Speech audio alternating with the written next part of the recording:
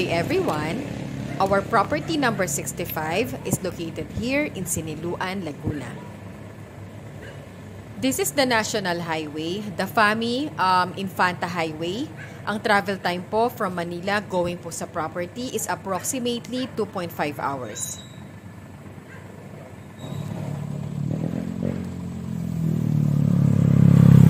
Mula po dito sa highway, meron po tayong lalakarin na approximately 45 minutes po para marating po natin ang 3.8 hectares na farm for sale.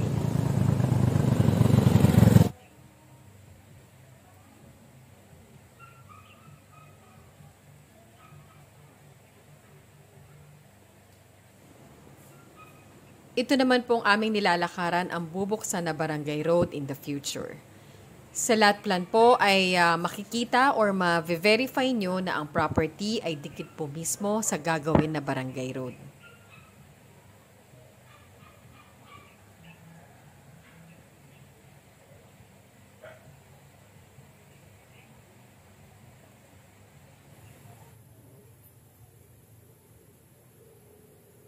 Sa ngayon, hindi pa po makakapasok ang kahit anong sasakyan, kaya maglalakad po tayo ng mga 45 minutes po para marating ang lupa.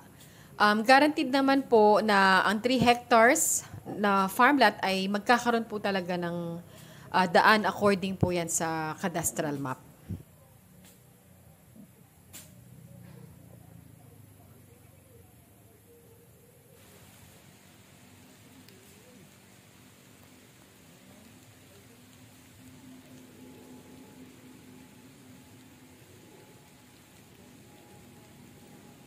Sa kasalukuyan po, may pathway na dito para madaanan ng mga tao kaya hindi po tayo mahihirapan sa paglakad papunta po sa lupa.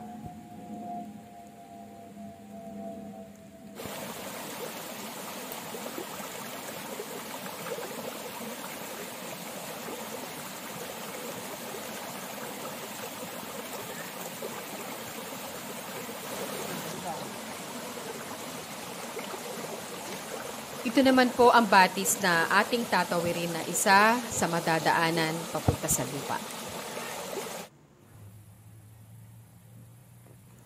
Kapag magbibisita po tayo sa lupa, dapat po maaraw at maganda ang panahon dahil maputik po ang daan kapag maulan at mahihirapan po tayo sa ating paglalakad.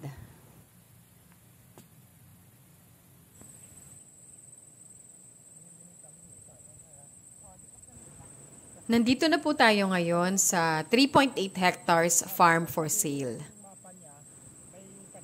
Maganda ang slope ng lupa, malawak at may overlooking views ng mga bundok.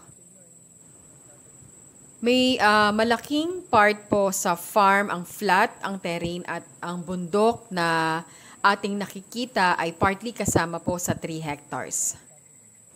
May portion po doon na kasama po sa sukat na 30,800 square meters.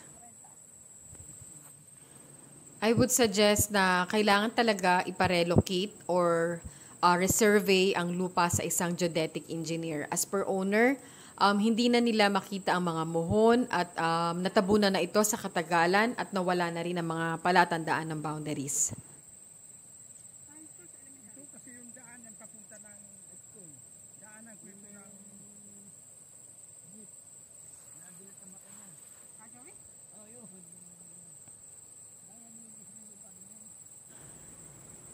Dahil malawak naman po ang lupa, marami po tayong pwedeng gawin sa farm. Katulad po ng pagtanim ng mga high-value crops, katulad po ng mga king musang durian, longkong lansones. Pwede din po tayong magtanim ng mga hardwoods katulad po ng mahogany, nara, agarwoods at marami pa pong iba. 2 to 3 years from now, baka po gawa na ang Barangay Road at habang nag-aantay po tayo sa daan, patuloy po ang pang-cultivate natin ng land.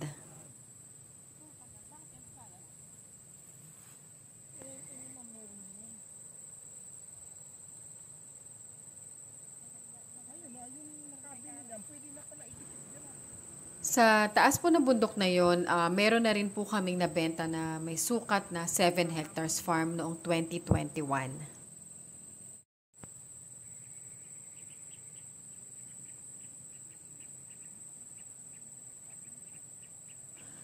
Sa mga naghahanap na investment na mura, maganda po ang farm na ito dahil pag naayos po ang barangay road, magtataas po ang presyo ng lupa at hindi na po natin ito makukuha sa mababang halaga.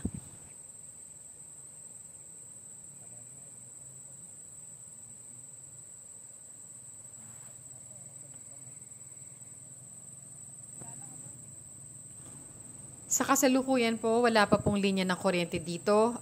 Pwede naman po tayo gumamit ng solar lights. At malakas naman po ang signal dito ng Smart at Globe Networks.